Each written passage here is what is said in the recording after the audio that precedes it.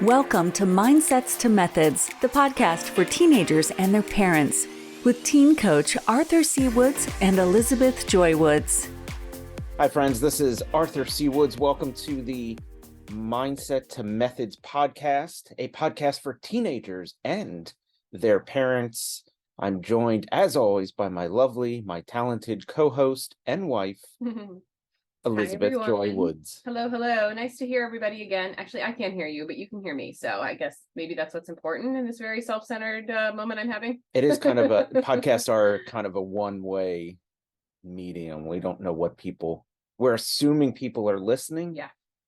But they could be not listening. Yeah. Right so now. Let us know in whatever feed you're getting this from, what you think about us. Give us some feedback, give us some comments. Let us know you're listening or you're not listening and what you think of what you're listening to. Yeah. In fact, let's make this, because sometimes feedback should be immediate. So I would say if you're listening to this, just go ahead and raise your hand. Yeah, that would be helpful. We'll give you a minute. Now, if you're driving, don't raise both hands. I think It's safe to raise one hand if you're driving. Depending on the situation and the curviness of the road. Right. Yeah. Mm-hmm. So we'll leave that up to your discretion. But if you're hearing this, just go ahead and raise your hand and we'll wait. Yeah, so like I said earlier, welcome to Mindsets to Methods. It's a podcast, and this is unique. This is just so unique about our podcast. It's for teenagers. Wait, you say, Arthur, that's not that unique. There's a lot of podcasts for teenagers, but Elizabeth Joy. Yes. It is also simultaneously for their parents. A podcast for teenagers and parents. So you can listen to this with your mommies and your daddies. You can listen to this with your little teenagers. You can listen to it by yourself. All sorts of options, or at least 3 or 4 options. Yeah, but this is just one of our many tools to help parents shepherd their kids and help us and be involved in that situation so that this next generation can go out and be super successful. That's what we're after. Yeah. And then for those of you who are teenagers, our hope is that it helps you to develop a more healthy mindset and some strategic methods for great success. Right. So to help you do that today, and parents to help you guys help your teenagers do that, we're going to talk about a single word called mindset. Makes sense, since that's the name of the podcast. Yes, well, yeah, that does make sense. And since we're talking about mindset today, I thought, well, doesn't it just make sense if we define mindset? Yep. We hear that word all the time. Probably should get a little bit of a grasp as to what it is. So here's the definition. You ready for this? It's going to go fast. I'm ready. Okay. A mindset is a fixed mental attitude or disposition that predetermines a person's responses to and interpretations of situations. End quote. Brilliant. Love it. I feel like, let's just end it.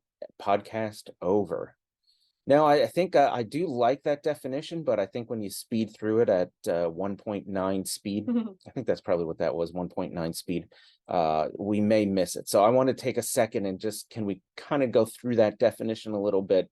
So a mindset is a fixed mental attitude or disposition.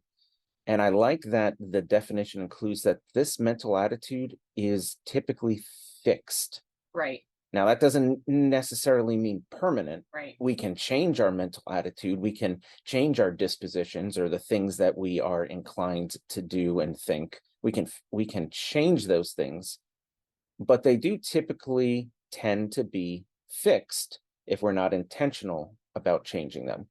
So part of what we're talking about today is how can we change our mindsets that need to be fixed, that need to be changed rather. Yeah. I think the other thing about fixed is that we don't often realize that's the mindset we're in, or we're not even aware of a mindset. It's just kind of how we woke up in the morning or how we embrace the situation at hand the next week, the next month, our lives. And we're not aware that that is something that we have control over. It's kind of just, I woke up on the wrong side of the bed today, or I'm really struggling with this thing. But so it is fixed, but it's not unchangeable, like you said. Yeah, you're right. And it's not the kind of thing we wake up in the morning and say, good morning, world. What fixed mental attitude or disposition will I embrace today? Right.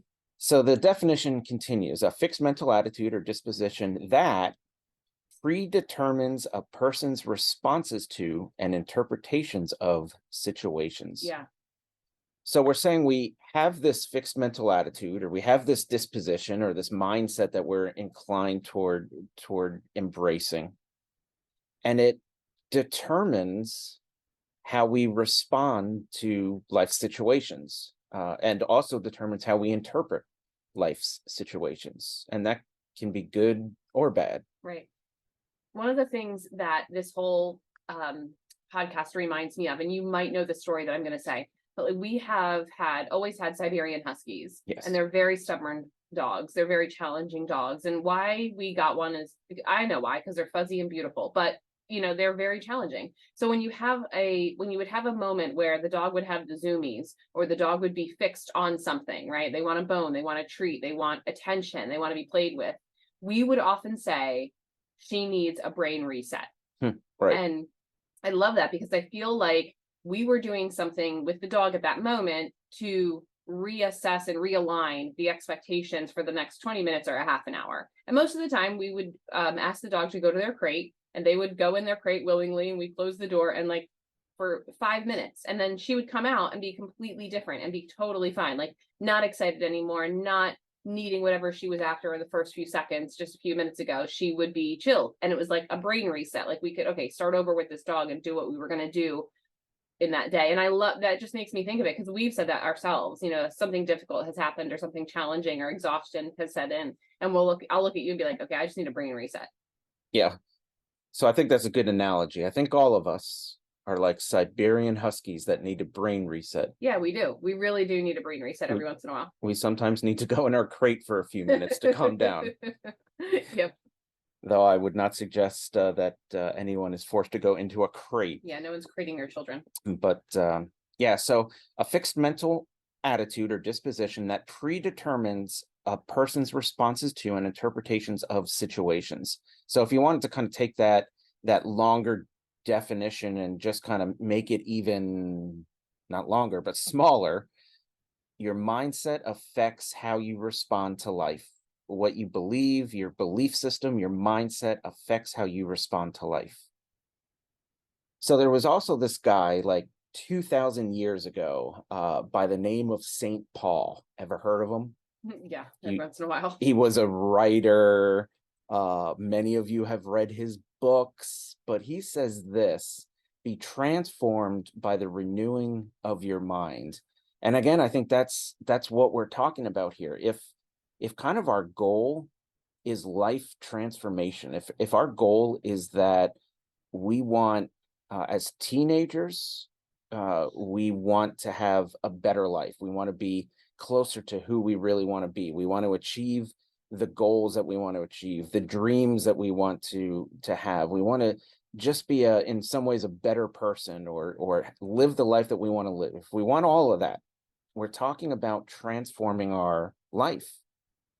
And Paul says we do that by renewing our minds. Yeah. Or to use the vernacular that we're talking about today, we do that by changing our mindset. Right. So amongst everyone, anxiety and depression has certainly skyrocketed over the past few years, and it's kind of sad, and it's especially prevalent in the teenage culture. A lot of anxiety, a lot of depression. If you're a teenager listening to this, chances are good that you've experienced depression or anxiety, or at the very least, someone who has. And the reason I bring that up is because we came across a very interesting statistic that I wanted to share today that ties in with what we're talking about regarding mindset. So here it is: 85% of people who have a positive mindset experience significantly less depression and anxiety. That's a huge number. That is a huge, huge number. So our topic today is not depression and anxiety, it's mindset. However, if you are amongst the millions of teenagers, or if you're listening to this as a parent of teenager, you might also have depression and anxiety. If you're listening to this as someone who suffers from depression and anxiety, one of the ways to significantly decrease that is by embracing a positive mindset. I wouldn't say that's necessarily all it's going to take. Depression and anxiety can be a little bit more nuanced than just simply embracing a positive mindset. So what I want to do now is kind of introduce us to a process, and we're gonna see how our mindset, our thoughts kind of go on a little bit of a journey that ultimately impacts our results and our outcomes. And we call this the TFBO process, TFBO. And each letter of the TFBO process stands for a particular word. And I'm going to tell you about that right now. So the T in TFBO, again, TFBO, is thoughts, our mindsets, how we think, what we believe, belief systems. Whether we're a teenager or we're the parent of a teenager, we all have thoughts. I have thoughts, you have thoughts, we all have thoughts. And these thoughts can be positive or negative. They can be healthy or unhealthy. They can be truthful or they can be lies, but we have thoughts and we embrace these thoughts. We embrace these belief systems. And then that overflows into the F in TFBO, which is our feelings. So we go with thoughts, and that overflows into feelings, how we feel, our emotions. So it's no longer just something that we're kind of embracing a belief system where we have a specific mindset. It's now we actually feel it. It's in our emotions. It's becoming like almost who we are. Every fiber of our being is not just thinking a certain way, but is feeling a certain way. Yeah. I've pushed back on this a little bit with you because I would have said that a lot of people would think that feelings come first and thoughts come second. And you had a really great kind of understanding that I think it happens. So you said like it happens so quickly, thoughts become feelings, that it feels like feelings come first. Yeah. But it's really our mindset that comes first that creates those thoughts that impacts our feelings. Yeah. And I loved that, but I feel like that's a challenge for a lot of people to embrace, especially someone who is more emotionally prone would be like, no, I was feeling this and then I thought this. Yeah. And that's I think it's important to pay attention to that too. Like, no, you didn't feel it first. You thought it first, or something you were thinking, your mindset allowed that feeling to kind of springboard. Right. Yeah, I think that is important to recognize. On this TFBO process that we're going through, we're only halfway through it so far, but this TFBO process can take years to go through. Right. Or it could literally take a split millisecond to go through. Right. So our thoughts can translate or overflow into feelings over a matter of, a millisecond, or over the matter of years, or anything in between. Yeah. So we start with a thought or mindset, how we think, what we believe. That overflows into our feelings, how we feel, our emotions. And then we have our thoughts and our feelings working together, and that's going to end up dictating how we behave. Right. So what we choose to do, the actions that we take, how we behave. So behave, B, is the B in the TFBO process. Our thoughts and feelings working together to kind of dictate how we behave. And then we take that a step further, because now we have our thoughts, our feelings, and our behaviors, in a sense, all working together. And that's going to overflow into outcomes. Our outcomes, the results of our behaviors. So we start with a thought, it overflows into a feeling. That thought and feeling overflow into a behavior, and that behavior overflows into our outcomes, or the results of our behaviors. And again, this can be good or bad. And that's why this is important, because we can learn to, in a sense, leverage or manipulate this process to make sure that if we're not getting the outcomes and the results that we want, we can kind of, in a sense, reverse engineer this process and say, okay, well, if I'm not getting the outcomes that I want, what behaviors are leading to the outcomes that I don't want? Right. And what feelings are leading to those behaviors, and what thoughts are leading to those feelings? Right. Reverse engineering is a powerful tool. Yeah, exactly. So basically we're working backwards.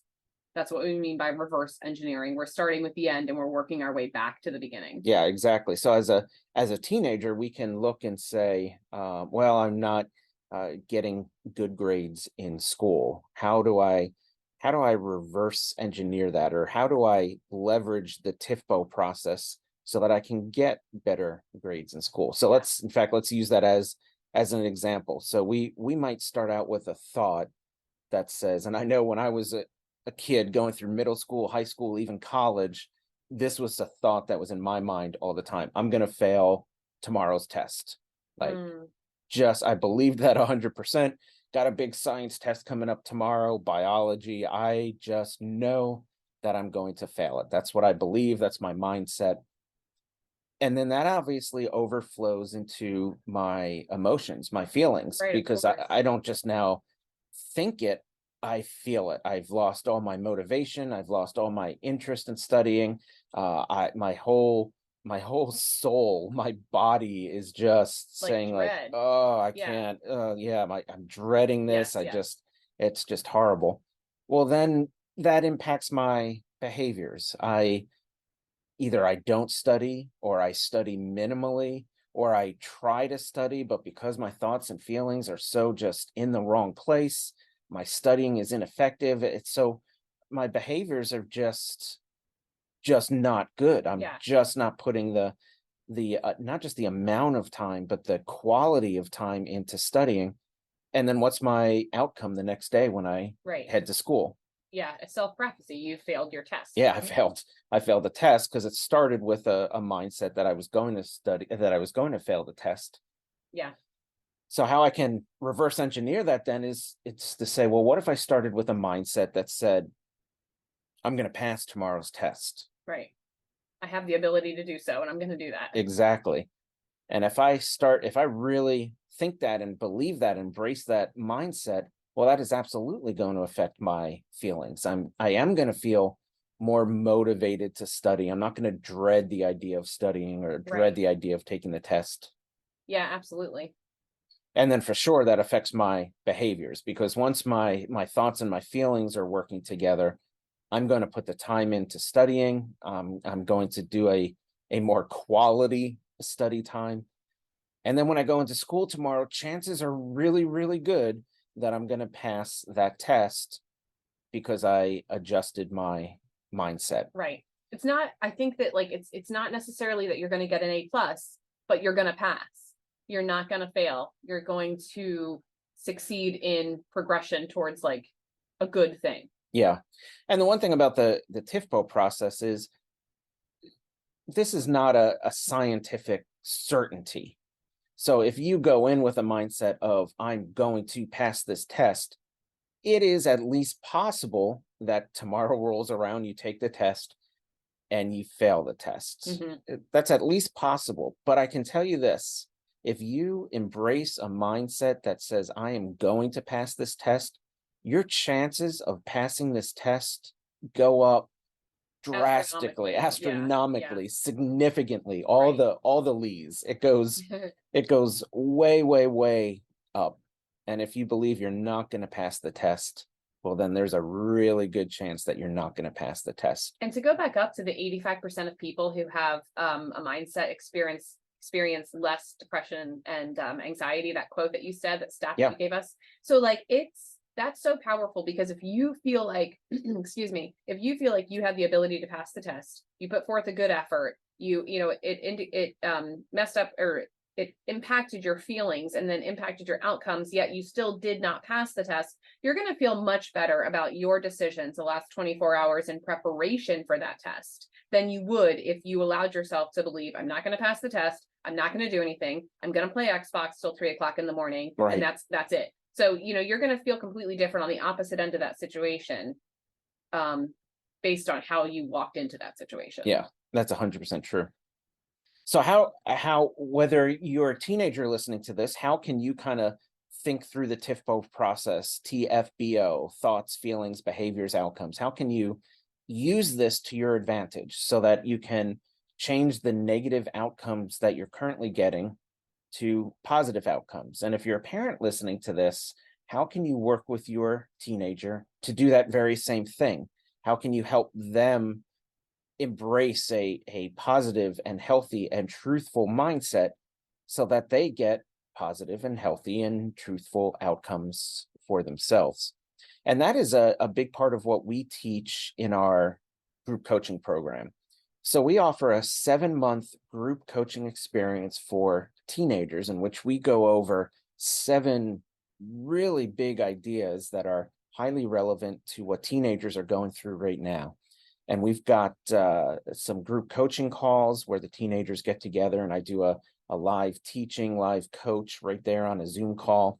And then a lot of kind of auxiliary resources, so opportunities for them to learn online, to listen to a podcast with myself and ArthurCWoods, and some other good resources for parents as well. So if that is something that you as a teenager might be interested in, or as a parent you think you might be interested in having your son or daughter enroll in, then I would encourage you to book a consultation call with us. We can jump on a Zoom call, no charge, no obligation, and we can just talk about what it could look like for your son, your daughter to enroll in our 7-month group coaching program. And perhaps more importantly, not just what it could look like for them to enroll in it, but what kind of transformation, what kind of life change could your teen expect to get from being part of this program.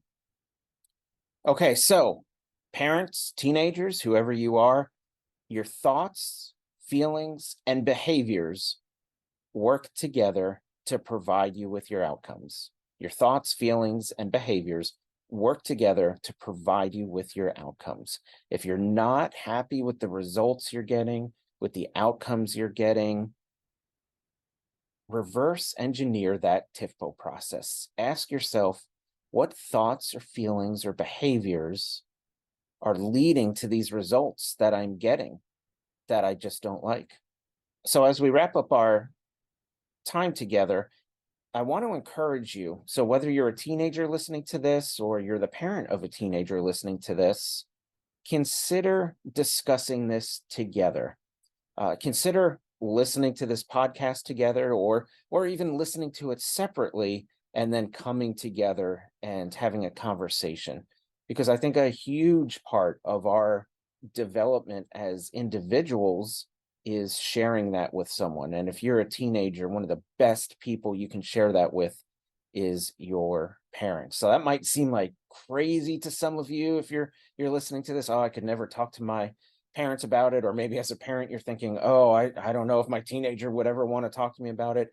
Let me just encourage you to just kind of both of you guys go out on a limb and try to have that conversation. Talk about the podcast. What did you think? What are some of the thoughts that might be keeping you from getting the outcomes that you want, or how can you make some changes? And this doesn't have to be just a one-way thing, because the TFBO process affects adults, affects parents as well. So it's just as appropriate for a teenager to ask their parent about their own personal mindsets, and if they, as the parent, are experiencing the outcomes and the results that they want. So it could be a really, really interesting conversation to have between a teenager and their parent.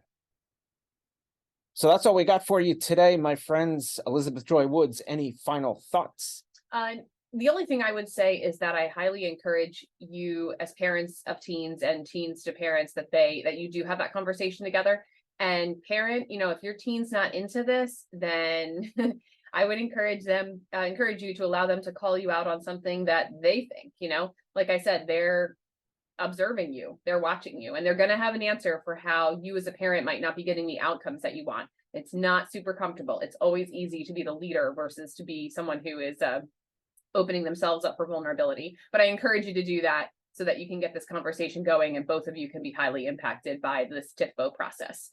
Thanks so much for listening. We're happy that you were here. Thanks for hanging out with us for this 20-minute podcast, and we'll see you again soon. Talk to you later. Bye-bye. You've been listening to the Mindsets to Methods podcast with your hosts, Arthur C. Woods and Elizabeth Joy Woods.